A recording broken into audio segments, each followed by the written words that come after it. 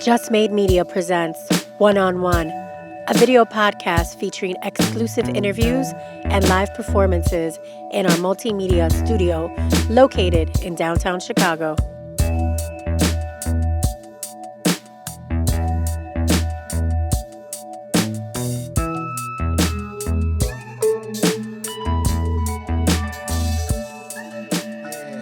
All right. Once again, another episode of One on One.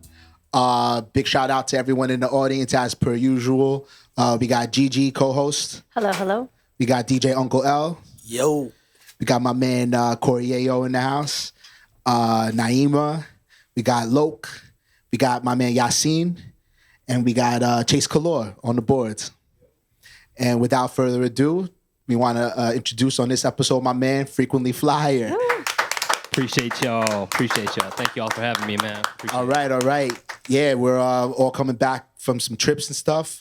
Big shout out to 50th anniversary of hip hop. We was able to go to New York and take in all the festivities. It was truly historical. You know what I mean? And but let's bring it to Frequently Flyer because I know this man really loves the culture. Got a chance to really build with him a lot over the past few months. And yeah, it'd be good to just get into it and, talk about how we get into this culture. So yeah, Frequently Flyer, man. I know you're from Chicago, but I know you knocked around a lot of different cities. You know what I'm saying? Yes, sir. Yep. So yeah, we'll do things a little bit out of order. We won't go to the very beginning just yet. But why don't you just talk a little bit about what it feels like to be back in Chicago after moving around for a while, and tell us where you have traveled to and lived for a while too. Yeah, definitely. Yeah, it's good to be back. Like a lot of people, we ended up moving back home around the COVID time. Pandemic time, but I was living with my wife and daughter in LA, and we were out there for about 10 years. I moved back here in 2021, so it's been a couple years now. We've been back here, and it's been good. Before LA, I was in New York for a little bit, so we talked about that previously a little bit, but spent some time out there. And, honestly, bouncing between those cities a little bit and, catching the vibes from those cities, it really kind of, inspired me. And that's kind of where, it made me want to start creating some, Okay, yeah. So now before you got out to LA, were you like heavy in the music scene here in Chicago or? Not so much. I always loved music, always loved listening, loved hip hop, and would kick freestyles and flows and stuff like that with my homies. But I hadn't started creating music. I didn't start, making my own stuff or anything like that. But I started actually when I was in New York. I had a homie in New York that was living in the same building, and I saw his home studio set up. And I was like, wow, this is crazy. I kind of had a lot of like sort of limitations in my head. I was like, oh, I don't have the gear. I don't have this. I don't have the know-how. So I can't, do it. But then once my homie kind of showed me his little setup, it got my brain thinking. And I was like, all right, let me buy some stuff here and invest in the craft here, invest in something, and see where we can go with it, So word.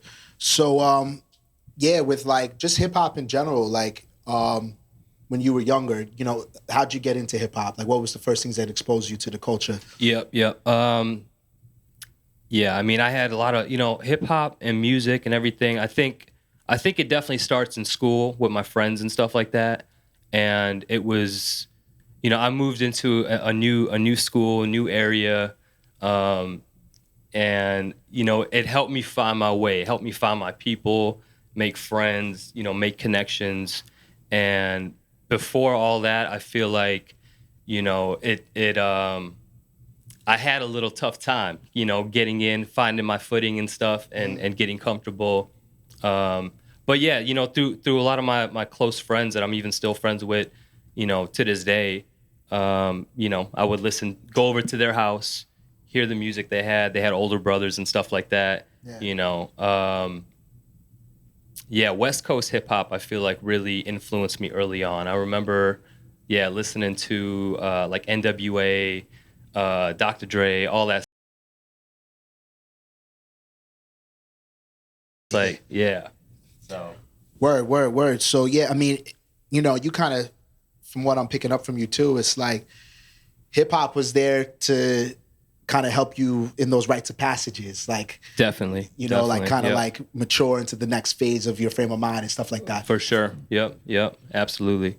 Word. So, yeah, I know, like myself, like, you know, in high school years too, those were formative years. Like, I needed hip hop. You know what I mean? Like, hip hop was the thing that kind of made adolescence make sense. Because without it, I think it was too rough. You know what I mean? Yeah, for sure. You feel like no one older is supporting you. You know, there was like a peer group with hip hop. You know what I'm saying? Word.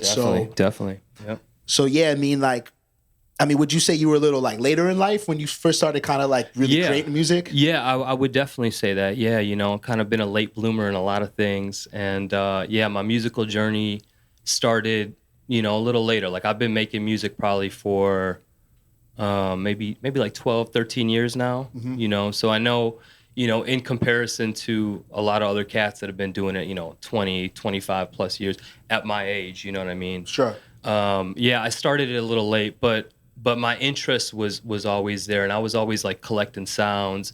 I always loved to, you know, I mean, I make my own tapes, make my own mini discs, CDs, all that stuff like that. And, you know, like I always took like a lot of pride in kind of having my own playlists and stuff like that. Things that, you know, I would track down and you know, make a little CD. Or I was big on mini disc. I used to love the mini disc back in the day. That was a cool little era, the mini disc. Yeah, before the MP3s came and you know, obsoleted that real quick. But yeah. I mean, yeah, so I was always very much into sound. I mean, my mom tried getting me into playing piano when I was like 6 years old. So, you know, I had a little bit of musical understanding, but I didn't make it very far with that.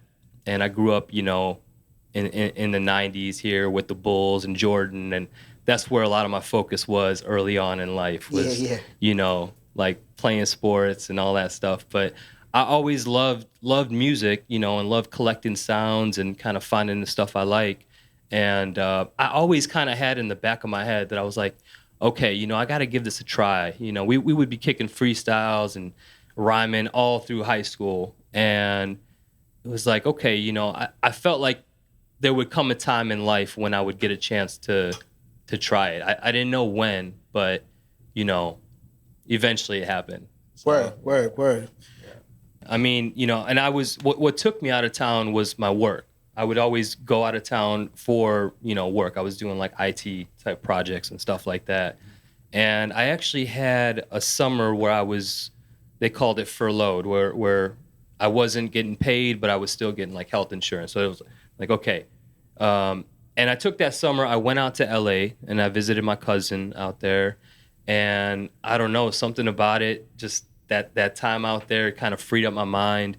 And I was like, I really got inspired by it. And I was like, you know, I don't know what it is. Maybe just, you know, that Hollywood, the lights and stuff like that kind of, you know, and me being kind of naive also at that point. But yeah, you know, it just kind of got the fire going. It's like, all right, you know, we could do things. You know, people are out here doing things. So it's like, you know, you got to make things happen for yourself. You know, it doesn't always come to you. And I think early on I was waiting for things to come to me instead of trying to go and make things happen. So Word.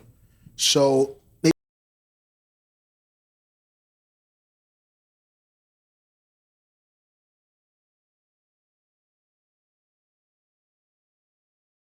you feel about the scene and your place in it, but how you would compare those scenes from the other different places, you know? yeah, definitely.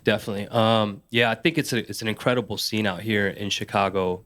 And I mean, I'm so happy and fortunate, and you know, I feel blessed to be a part of it. In fact, you know, coming back in 2021, I had done a couple shows and like small little things in LA, but I feel like I was still kind of building my sound.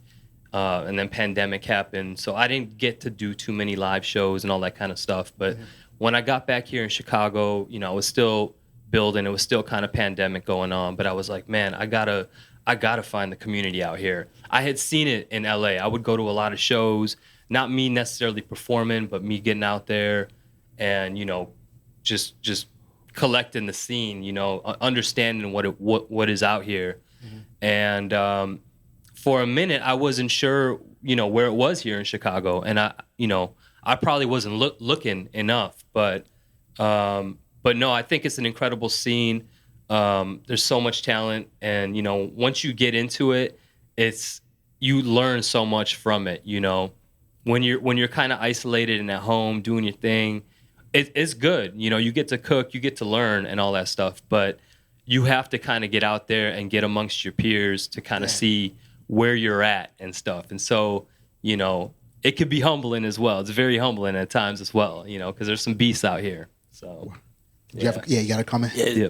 Speaking of getting your footing in the scene and everything, how did you first hear about, say, like Open Beats, like knowing that's the spot to get a slot? It's funny. I was just cruising on IG, right? Not doom scrolling, but I was trying to look and see, and actually, this is about last year. About a year ago, I started, making calls to record stores and different places. I was like, hey, would you guys be interested in me coming through, playing a set or something like that? Bookstores, anywhere, just trying to find it. And I can't remember how or where, but I ended up stumbling on the Open Beats page. Wow. And then, I seen that it said, Fest Grandiose said, he had his name in the bio, like, contact me if you want to, get some info. And I think I had just missed the October Open Beats last year. I was hoping to pop out, and I couldn't. And I hit him like the day after. I was like, man, I wish I would have made it already, but I didn't. But so I connected with him there, and he said, we got the event next month, and kind of gave me the little rundown. If you want to come through. And so I popped in. I think my first one I did was November. So it hasn't been that long, but yeah. And it's been all love. And that's just after we had made a change in venue, right? So we were just starting off at Dorian's too. So right. Everything was brand new. Yeah. Word. Yeah. Shout to Fest Grandiose, by the way, man. I really appreciated him. Letting me rock and, letting me kind of get my foot in the door over there.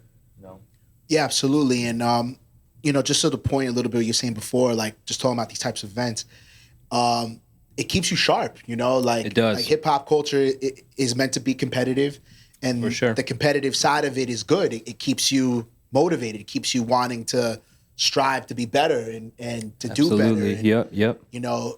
If you are, it's good, like you said, it's good to have that isolated time to like be with your own thoughts and encourage yourself. But how are you ever going to know like what you stand for if you can't see yourself amongst others, right? So it's true. Yeah, absolutely. Word. So maybe you could talk a little bit about like the kinds of stuff that you're digging for right now. Like what's your focus in terms of like how you find sounds and the sounds that are appealing to you right now? Yeah, everywhere. I'll start with vinyl. I love to pop out to record stores, and I'm always a bargain hunter. I'm digging in the dollar bins and stuff like that, or even the 3-for-1 bins or something like that. I got a decent collection of vinyl, and I'll try just about anything. Sample wise, I feel like the years, I don't know, 66, 67 to like 73, 74, like kind of right before that disco era kicked in. I feel I don't know if you can make better music than that era of real musicianship, real bands. You can't cut in. You gotta get the whole to everyone, a room full of people playing music together, getting everything perfect. So I love digging from that era, but the digital dig is very, very much there as well. I'm always scouring YouTube and places where I'm trying to find the new channels and stuff like that, and stuff that's kind of just out there. Shazam, even there's all these tools available to you to kind of navigate and start finding And all it is just, finding a rabbit hole. You find the rabbit hole and you just keep digging. You find one sample that you like, you find a group or something, and then you check out their catalog, and then from there you might see something else. But yeah, so I'm kind of all over the place. I like to find all types of sounds, really. I don't have any just one particular, genre or anything that I stick to, but yeah. True. G, you got a question? Yeah, so back to the physical digs. Living in LA, Chicago, New York, would you say that, or is there one city you would pick that you're like, wow, I just found some great vinyl there? Because I feel those are really like 3 great cities to like go dig for sure. records at. For sure, yeah. I mean, LA will always have a special place in my heart in that regards. The record stores out there. There was a few I would frequent a lot. Now it's been a minute, I'm forgetting them. But did you ever go to Amoeba? Oh yeah, Amoeba, definitely. Yeah, right off what is that? Hollywood Boulevard. Yeah, and that place is huge. And I would see cats performing there and stuff. DJs coming in playing sets, nice. Producers playing sets. But I feel like LA always will have a special place in my heart in regards to the record store culture.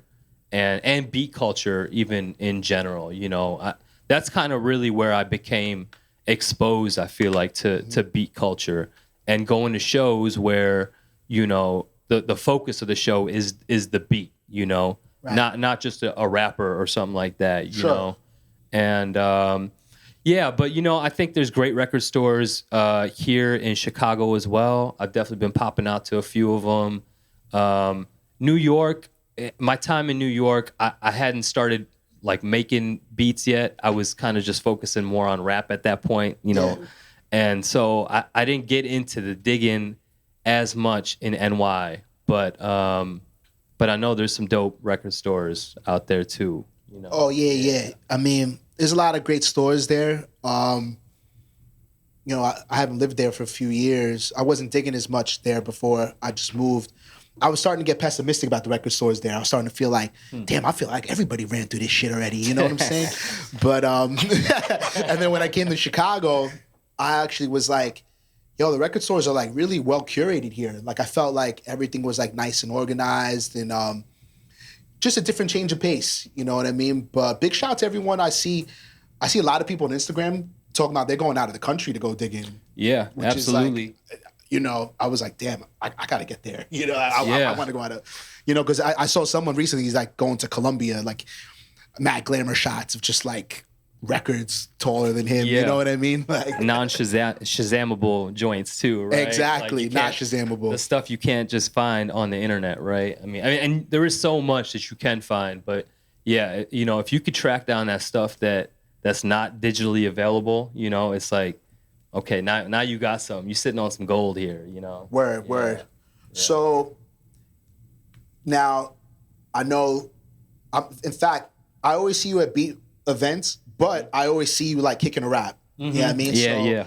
Which one is it? Is it equal for you between beats and rhymes, or where does that all stand with your music right now? Yeah, I mean, that's a good question.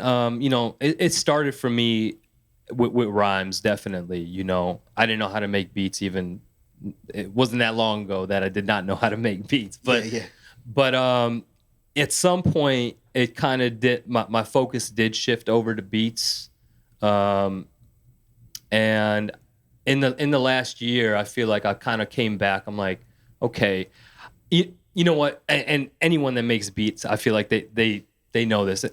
Anyone that makes beat has a little bit of rapper in them, or a little bit of, and when you're making a beat, you're gonna drop a little flow or something, even if you never really rap, right? You thinking about it a little bit, right? But in the last year, I was cooking up, and I was like, man, I was getting that itch again. I was like, I need to start, putting some bars in a little bit, but it's difficult though, I will say, because it's like I get so compartmentalized in, like, if I start writing a verse, I have to just finish it. Like I can't, or if I'm writing a song or something like that, I have to finish it. I won't be able to like work on anything else until I get this thing knocked out. You know what I mean? And then so I do feel the pull kind of from both sides. I'm like, when I'm working on beats only, I mean, I'm always writing, I'm always scribbling little notes or something that might end up being a bar, and vice versa. But I do feel like it's kind of a pull, you know, it takes both sides. But I feel like maybe something special can come when I put the two together, when I'm making a beat and when I'm, you know, able to drop some lines on it as well, you know. So yeah, no doubt. I mean, you know, I feel that for the future, I mean, I'm a little biased about this opinion, but like as far as young people, mm-hmm. I want the culture to encourage more and more people to do it all, to both make beats and to rhyme. I think in the long run, it'll make for better music. Definitely. And it'll make for a better appreciation from a listener standpoint. And, absolutely. You know, I'm noticing that some of the best artists that are coming out now who are commercially successful, they're not limited to one talent. You know, it's because they work hard in a lot of different mediums. You know what I'm saying? Right. So, word. So, now, one thing I noticed about everything you've been saying, it's like, I could tell with you, it's like, you got that natural feeling inside of you, like, to create. That seems to be the driving force. It's That's not so much true. Yeah, to absolutely. like, you know, motivated by like someone else's standard or what someone else wants for you. But, you know, maybe you talk a little bit about like what that is inside of you. What is that emotion? Yeah, you know? Absolutely. Yeah, I was just thinking about this earlier today too, and it's like, it's the reason I do it is it's honestly out of necessity at this point. You know, it gives me balance in life. You know, it keeps me sane, and my wife would know this. You know, my brother knows this. You know, my family knows this. It's like I need time. You know, I can't start making a whole bunch of plans here unless I got my time in for the week, you know, for the day, whatever it is, you know. Yeah. But it definitely comes from inside. But I think once you jump in and you get into making music and stuff like that, I think it humbles you. You know what I mean? It really humbles you, and people will weed themselves out. Like if you're really not in it for the long haul, you know what I mean? You know, after a couple years or something like that, you can be like, all right, man, this ain't working. Let me, you know. But I don't know. I mean, at some point, at year 3 or 4, I don't know. You just and there's so many ups and downs along the way as well. You know, there's so many little things you can get discouraged with. You're not seeing your following grow. You're not seeing people maybe connect with it. You're taking time to get better with it. All of that stuff. But yeah, it's just a passion. I still love just sitting in a room and finding sounds, making sounds that I like, you know what I mean? So yeah, I would just do it even if there was no other payback or reward or anything at the end of the tunnel. It's just, it keeps me sane, Word, creative medicine. Absolutely. Word. Yeah. I think that's dope, I feel similar, you know what I mean? I had to take a hiatus for some time, had to take care of some stuff in my life. And when it came back around, it was like seeing your like best old friend that you haven't, like your long lost friend, right? Yep, like, right. You're like, damn, man, I never thought I was gonna see you again. Like, so. Got that itch, yeah. Yeah. It's a big deal. And, just shout out to anyone out there doing your thing, Sometimes it's okay just to have something of your own. Absolutely. Don't feel ashamed of that, you know what I mean? Other people, everyone else is gonna have an opinion, So at some point, it's cool, a little constructive criticism never hurt no one, but with a grain of salt, you're responsible for you. Absolutely. You know what I mean? Yeah. Word. So, what do you have cooking up for the year? Like, what's your next few releases or anything like that? Yeah. So so this past year, let me start with like what I recently released. What was it? December 31st, New Year's Eve, I dropped my first rap album in a while. I had a couple rap mixtapes that I had done. My first one I dropped was back in 2013. So it's been like 10 years since I had, done a rap album. And by the way, you guys ain't finding that old mixtape anywhere, all right? Okay. Yeah, that's gone. That's in the the vault. Yeah, it's poof. Yeah, but Word. But yeah, so I had a rap album, it was last year, I guess, but right at the beginning of this year, I dropped another like beat tape in April this year, and I've been in summer mode. My daughter's been out of school, so we've been, the routine gets a little bit off during the summer. I'm still trying to get my reps in, still trying to create, still trying to do all that stuff. But but this phase of year right here, I don't know, something about it just gets like it really gets me going, So I don't know exactly what I'm working on. Like I'll probably try to release something before the end of the year. Cool. I'm starting to get my rap itch back, after making that my album that I dropped. It's called Light Flow Volume 1. I called it Light Flow, by the way, because it's like, okay, it's just light, something light for y'all. You know what I mean? Don't come beat me up if you don't like it or nothing, But right. But I had to take a little break, even like from the rhyming. I feel just for the last couple months, just and I just kind of wanted to get back to cooking up a little bit too. Like I was telling you, that pull. You start getting that pull, and if I'm doing too much of one thing, I'm like, man, I'm writing a lot of rhymes and stuff like that, but I'm not cooking enough beats and stuff like that. So I've been just cooking. I've been cooking a lot, and I've been writing a little bit. And hopefully here in these next few months before the new year, I'll have something. I have a lot of stuff like in the chamber with other friends. I have even like from last year when I started making this rap album, I started getting some other producer homies start reaching out and sending me beats and stuff like that. Okay. And so I have probably like 10, 15 rap tracks with other people that produced it. Just sitting on my drive that I got to figure out what to do with. So yeah, at least trying to stay at something. At least try to make one a day. Where we got a question for TG. Do you have any dream collaborations? Here at JMM, we like to speak things into existence. Yeah. Oh, so, man. Yeah, that's curious. I mean, I think there's so many, dope people I would love to collaborate with, man, I'll start with I guess like the Chicago scene right here. I think Vic Spencer.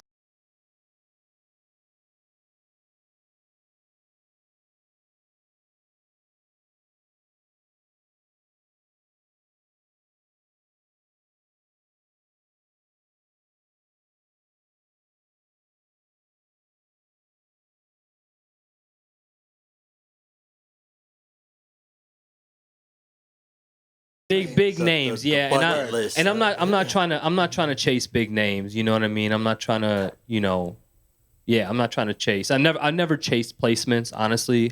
Mm-hmm. I never played the placement game, So, but I have a couple other people kind of working with, and even some of my old homies, kind of where I started rhyming with. Mm-hmm. I'm still trying to, get some stuff going with them. So yeah, it's pretty open, And I wanted to shift gears real quick too, because I know you're another guy who rocks with the SP pretty hard. Yep. But maybe you could, talk about not only like the power of the SP for you, but if there's any other gear and other like your workflow, like what else do you use to produce? Yeah, absolutely. The SP, that thing's a beast. The first thing I started producing on though, and the thing I still use quite heavily is my MPC Studio, which is it's a plug into my computer. Mm-hmm. That's the first thing I started making beats on. That's where I make a majority of my beats. Okay. That's digital. That's mainly digital. I use an audio interface. I have like an Apogee Duet. I think I got, and so that's how I would turn the analog into digital, whether it's vinyl or whatever, sampling in. After a couple years, I was like, I need some analog gear, and so that's when I was like, all right, let me get this SP. Beat culture in LA too. Okay, we going to shows, everybody's rocking on the SP. You got an old school SP? I got the SP404 SX. It's not just the 404. Yeah. But I don't have the MK2 yet. Okay. Yeah, I don't have the MK2. thinking about that, but you know, there's still something special to me about just the SP, you know, the 404 SX. And yeah, so that thing, I mean, it's a beautiful machine, honestly, you know, for under $500, all the things it can do, you know, you get basically 120 pads that you could, you know, with all the banks and everything. Yeah, I think 10 times 12, right? So yeah, 120 pads. You got 24 effects on there, you know, and you could plug in a mic. You could plug in it. That's the beautiful thing. I always, you know, it's like an interface on its own too, you know. And so when I ended up copping that thing, I was like, man, the beauty in that too is like it gave me something to work on where I don't have to look at a computer screen all the time. Yeah, you know what I mean? A lot of people talk about that, just having standalone gear and breaking away from the monotony of all of us being trapped on a computer screen all the time. Yeah. You know what I'm saying? Some people never really got with working in the DAW anyway, you know? So right. Some people just prefer to have that like physical, you know what I'm saying, jumping on, dealing with pads and stuff. That's dope. You know, I wanted to ask you, I don't know what made me think of it, but you know, how do you feel about like collaborating with other producers, like co-producing beats? Yeah. You know, that's something I'm open to all collaborations for sure. You know, but you know, when I see like some songs, you'll see like 5 or 6 producers on it, and I'm like, dang, like that would be hard for me. I feel like a little bit, just a little bit. You know, I'm used to doing everything. You know what I mean? I'm used to, but you know. Like there's dudes that lay down drums way better than me. I know that. You know what I mean? I could get with some cats doing that. And then, you know, when it comes to like if I'm trying to make some non-sample stuff, you know, getting with live musicians and stuff that. Definitely. That's definitely something I want to incorporate more into my thing. Even, you know, me doing, you know, more musical stuff, you know, like picking up an instrument actually. Yeah. I try to tinker a little bit and, you know, sample something I might have originally composed or something like that. But yeah, I mean, you know, collaborating with other producers, you know, we have just last night and DJ Uncle L was there. We have Flip a Beat Club, which is something that started in Sacramento and we have it out here, which I'm so happy that we have finally out here.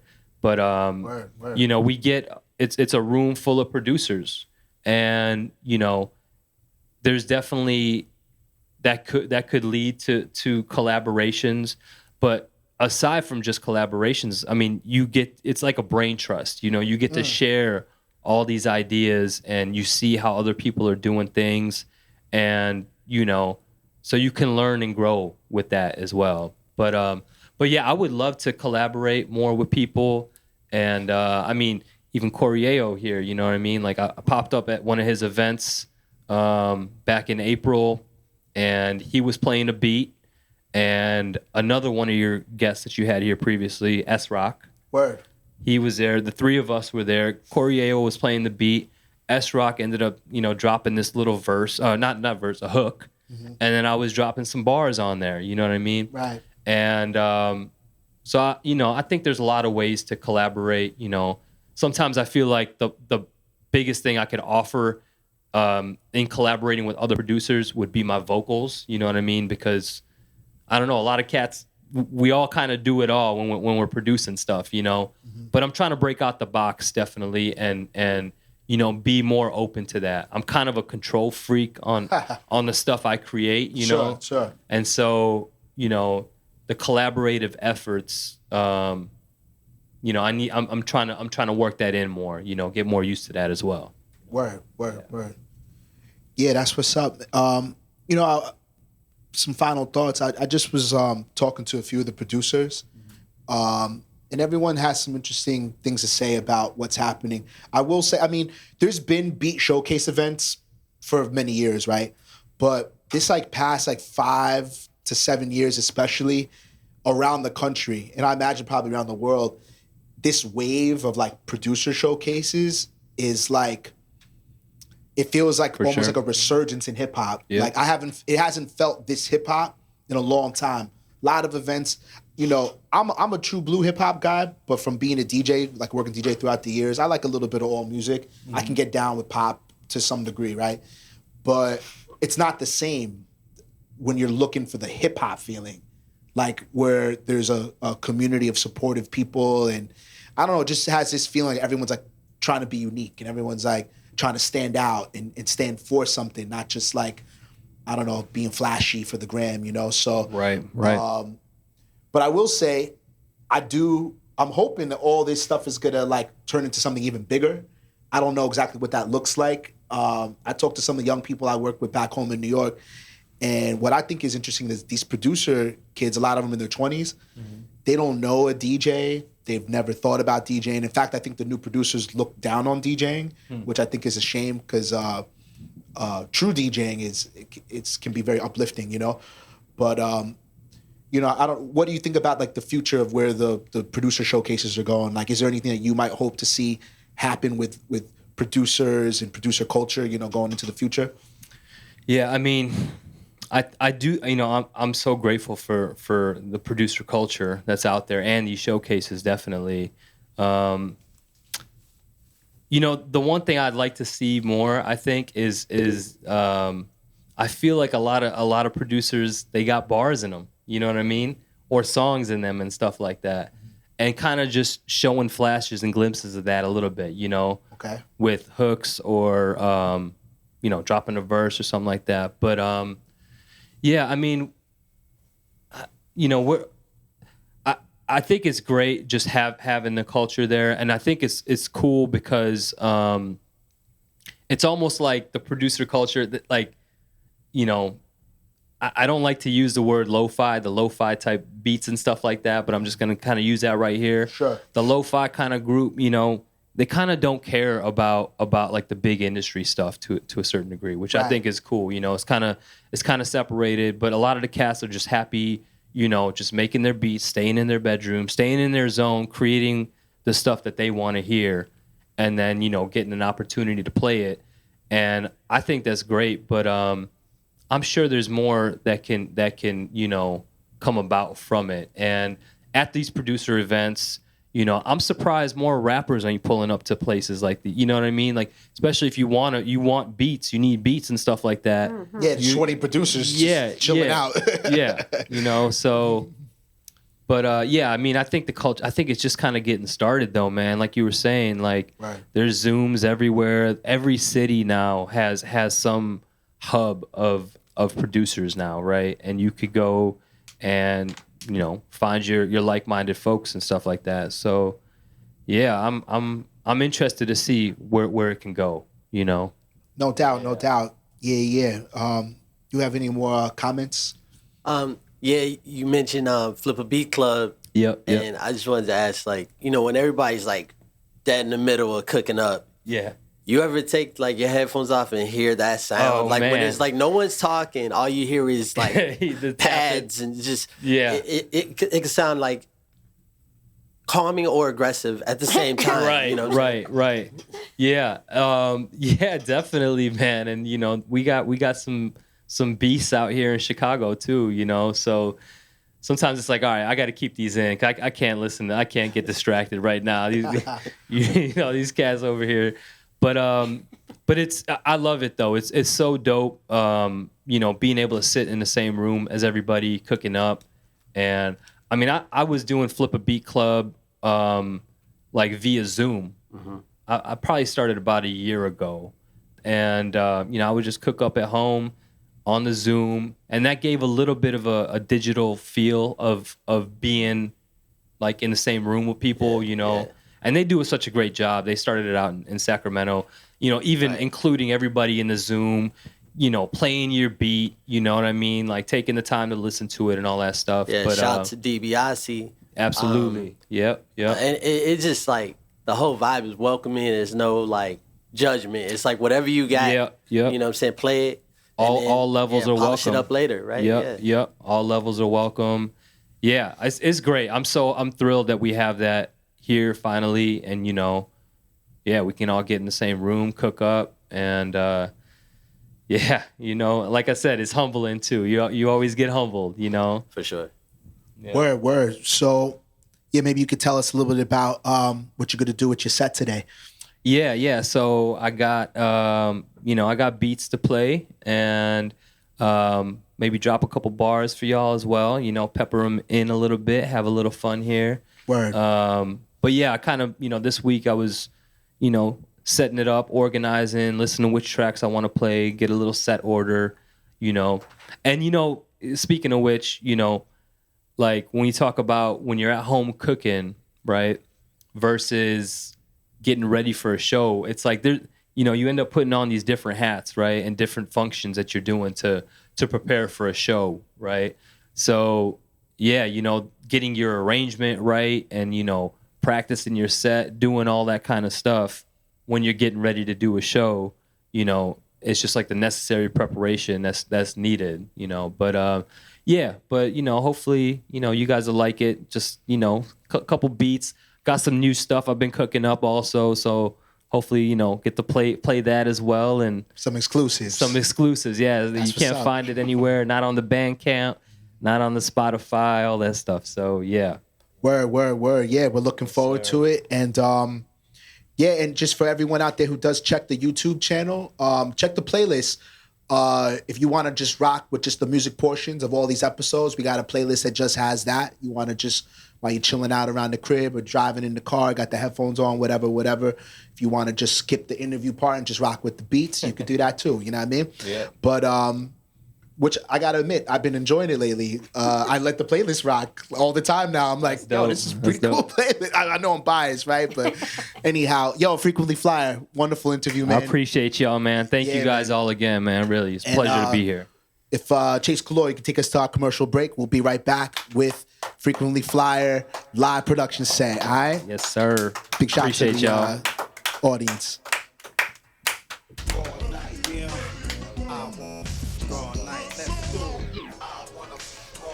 Clean it up. I wanna crush all night right now. I wanna put a kick.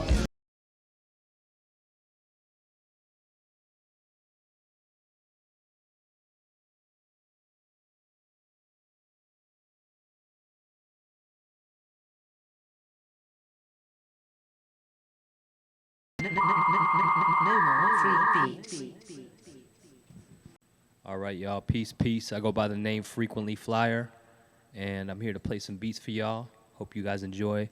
Big shout out to Just Made Media. Appreciate y'all for having me here. It's an honor and a pleasure.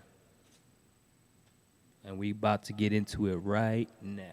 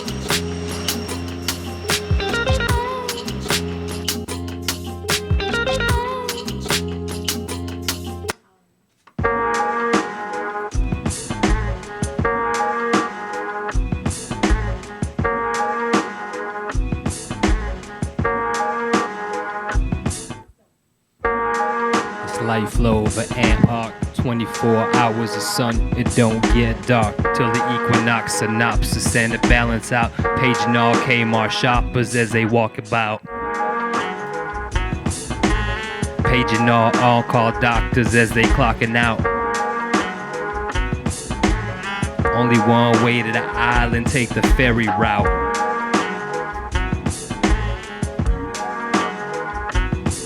But you could swim back, fun fact, Timbuktu is not just a mythical place, it's real too. Moving in a cyclical state to make do. Everyday circadian rhythm we make too. We be brewing cafe and something to bake too,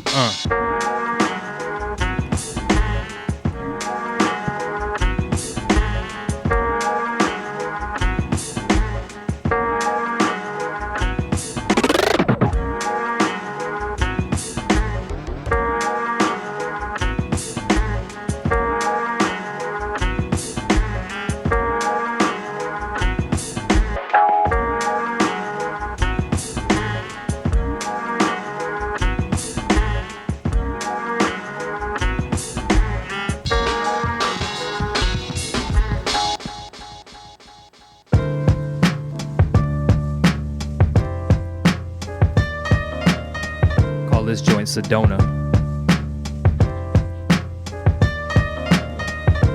Arizona. Sonoma.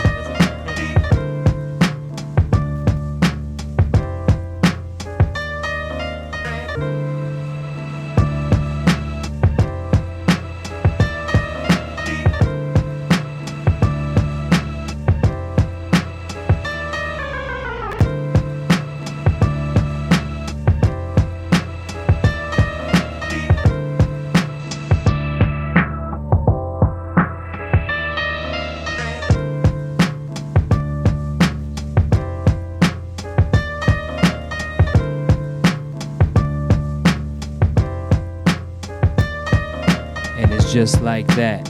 And as a matter of fact, so once you run that back, keep on flipping them tracks, yeah.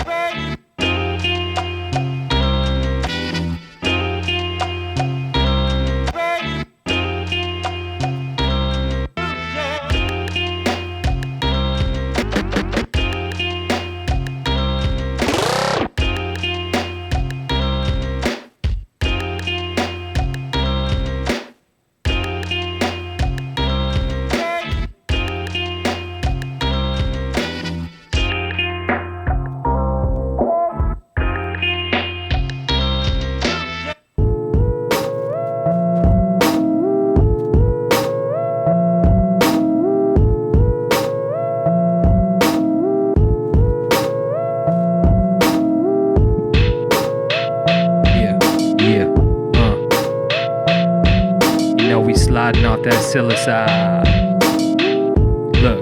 Look. Sliding off that psilocybe, just a way to catch a vibe. Walking by the riverside, problems get trivialized, flights get mobilized, plans get globalized. Every day I open eyes, gratitude I vocalize, even if internalized. Must know how to improvise, closed circuit televised, minimize on many tries, identified by many ties. I be getting by when I fly in the sky is when I synthesize.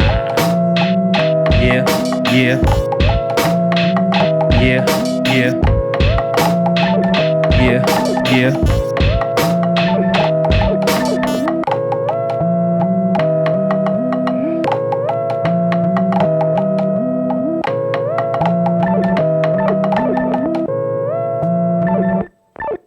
Flyer.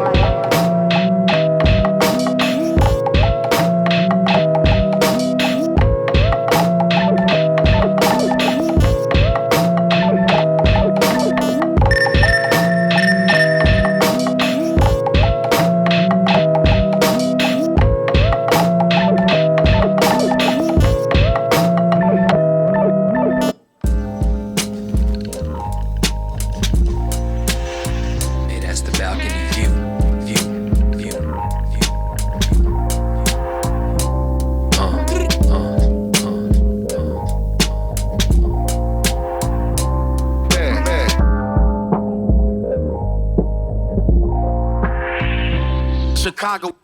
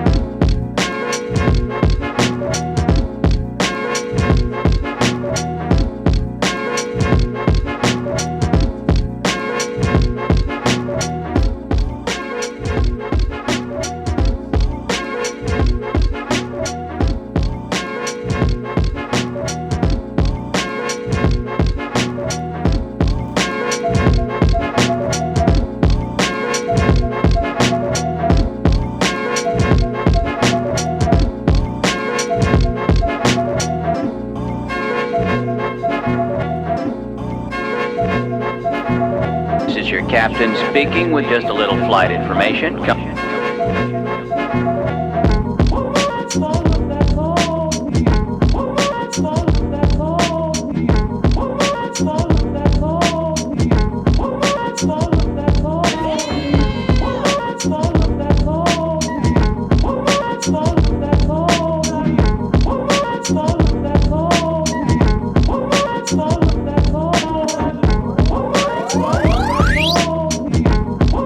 Follow that call.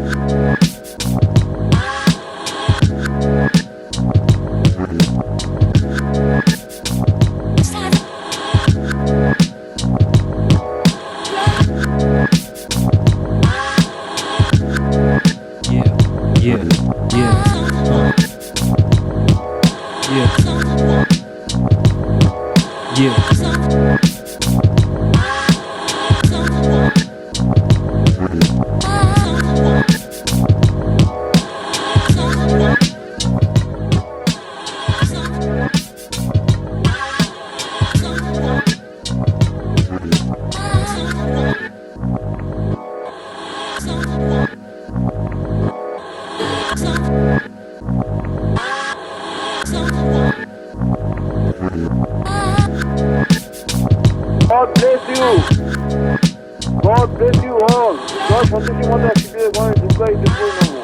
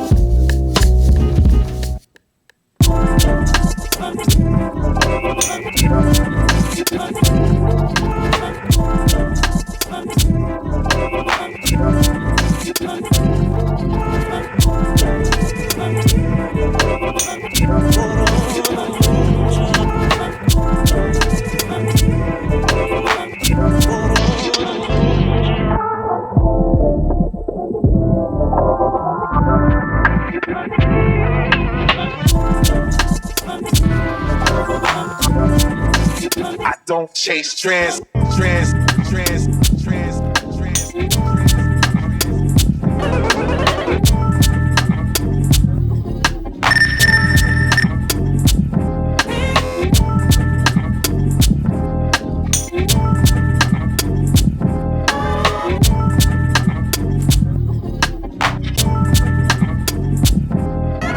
Go to sleep, have a dream, wake up, all the love, all the love.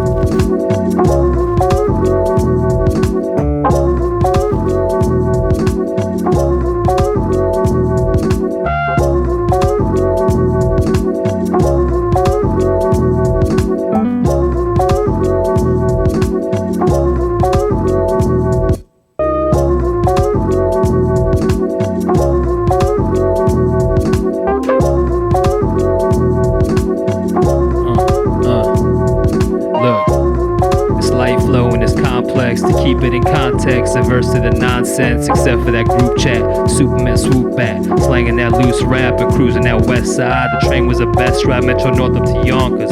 Time was bonkers with the taxis honking. Spot near Times Square, we started the rhymes there. Living the life there, but the rent was like 5K. We taking flights by coastal, Santa Monica postal, living both like vocal. We can't say that it changed, yo, just like rearrange, yo. Sorry for the stop.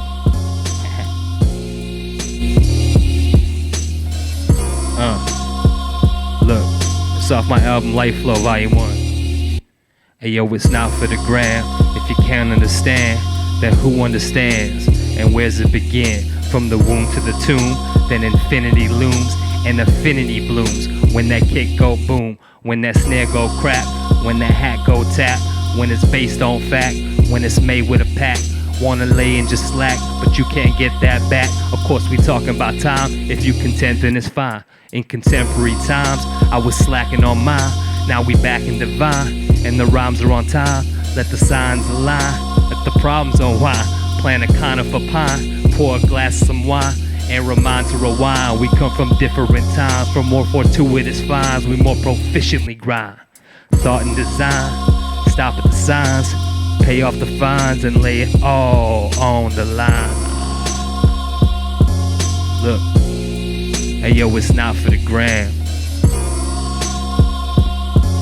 No, not for the. It's another joint off my Life Flow, Volume 1. Go peep it. Laying the groundwork, building the framework, working on artwork, skipping the guesswork, staying your schoolwork, finish your homework, digital paperwork, expanding the network, avoiding that road work, over by Kirk Road. Hand me a jerk chicken, you must say more. Bought her some warm gloves so she wouldn't stay cold. One of them days where you increasing the payload, hoping it pay off, even in pesos. We taking time off in Turks and Caicos. Came back tan by the Michigan lake though. It ain't Tuesday, but we get us some tacos. Meant to say tacos that we could take home. Living in times where everything is a steak though. Where renting is cheaper than buying the lake home that goes underwater cause the climate rates though. Yeah. One of these exclusive joints.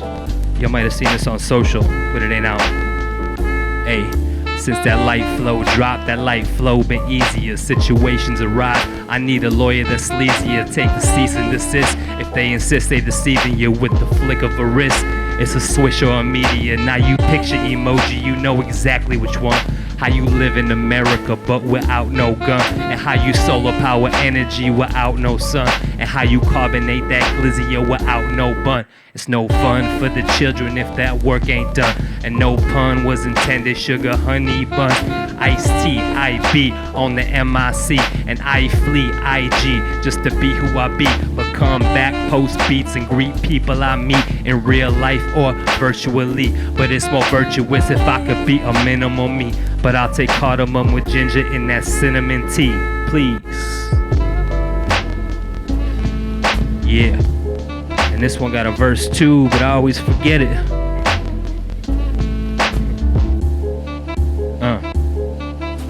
What's next is what I wonder. The dog is always under. The guy won't let it plunder. The oddities have sundered.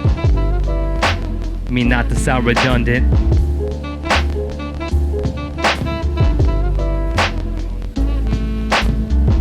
Y'all just getting the beat on that one.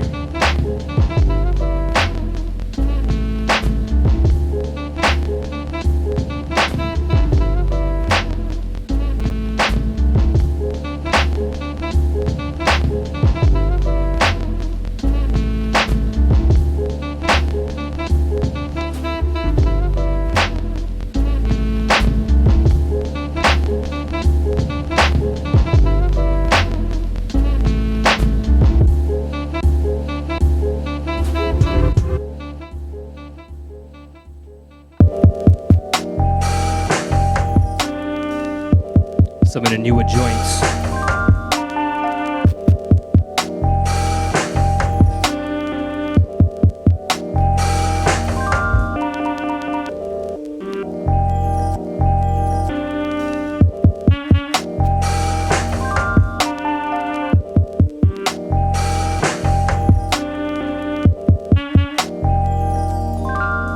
Flyer.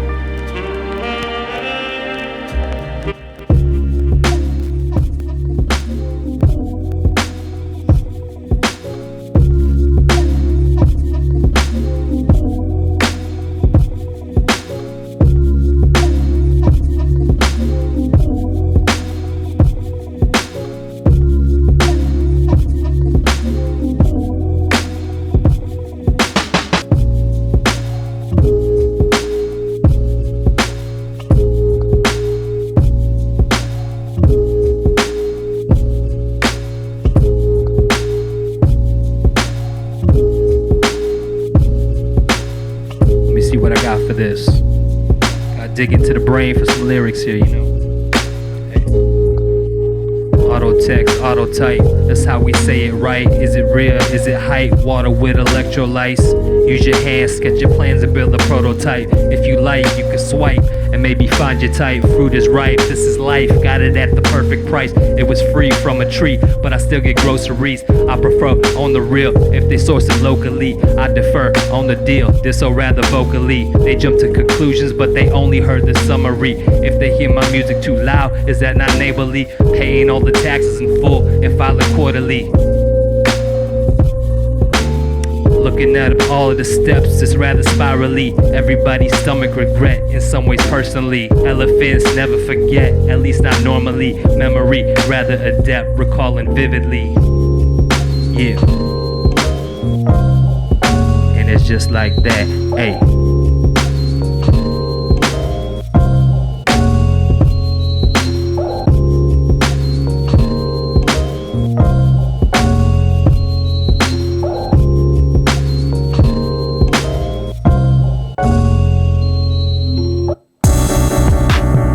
Joint from last night, Flip a Beat Club, hook this one up.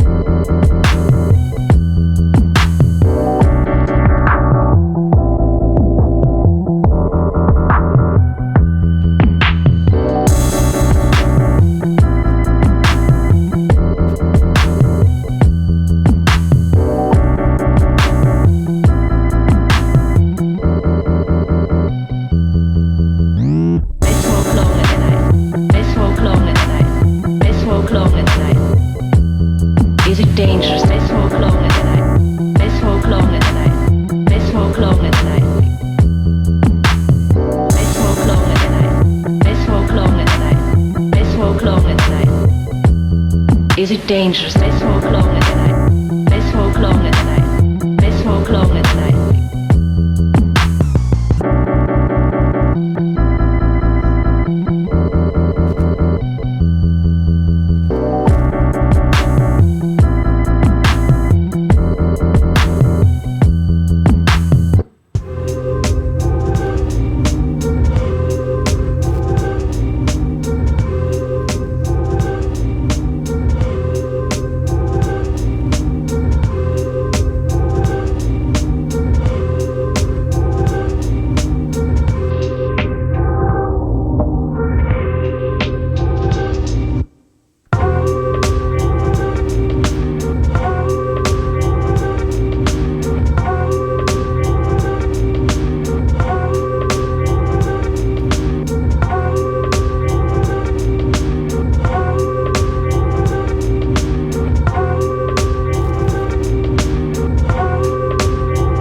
Yo, and we rolling in the streets of B Hills, puffing that mother FB kills, cop BK in my British nights.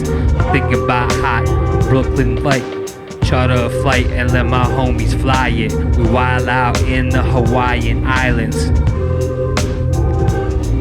Hey yo, I call my clients, now I'm not replying. We got the pro bono flow just to fit the filing.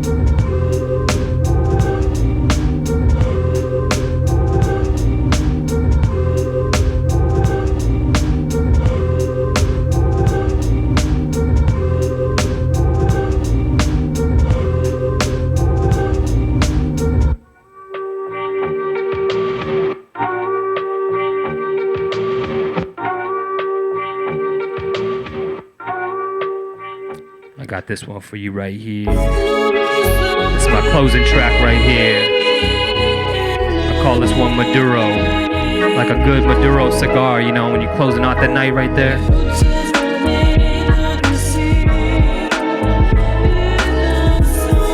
Yeah. Yeah. And it's just like that,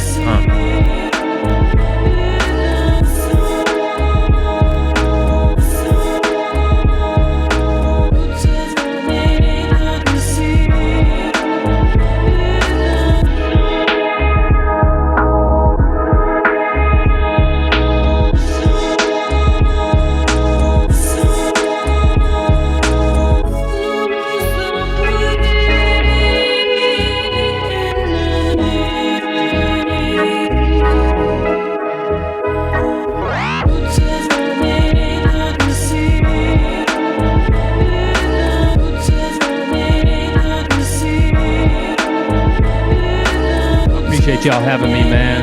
It's been a pleasure. Much love, much love. Yeah. Yo, make some noise for Frequently Flyer, all right? Yeah. Yo, that's another episode of One on One. We'll catch you when you run it back, all right? Appreciate Peace. With the fade out.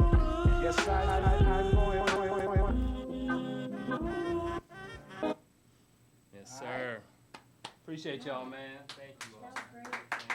Thank you.